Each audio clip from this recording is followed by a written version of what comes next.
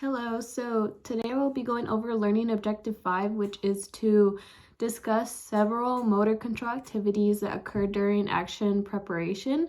So to begin, one motor control activity that occurs during action preparation is postural preparation, and this is essentially referred to as an anticipatory postural adjustments, and it demonstrates that prior to the execution of a movement that there are additional muscles that activate non-consciously, and we often see this in actions that are both simple and complex limb movements.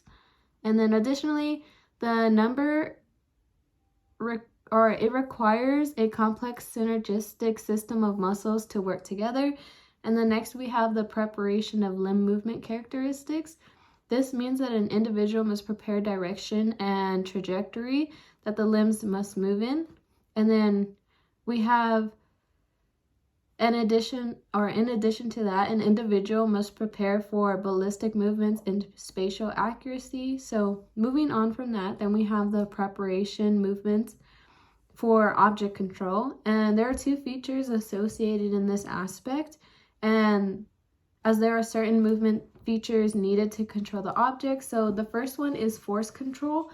And this can be seen when an individual is preparing to lift a heavy box, but turns out it was lighter than expected. So the anticipated amount of force was used to prepare for the lifting action. So rather than carrying something heavy as they expected, they kind of used a lot more force control because it was actually lighter than what they expected the box to be. So then we have the end state comfort control, which essentially refers to the tendency to hold an object in an awkward position to allow a more comfortable, easily controlled final posture when the object has reached its target position.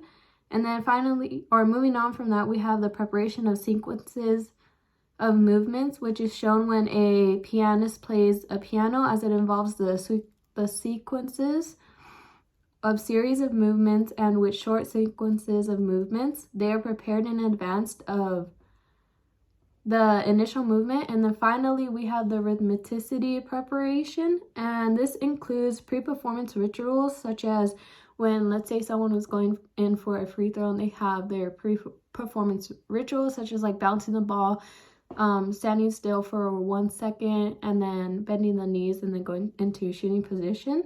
And it's important to know that research shows that this helps with successful performance.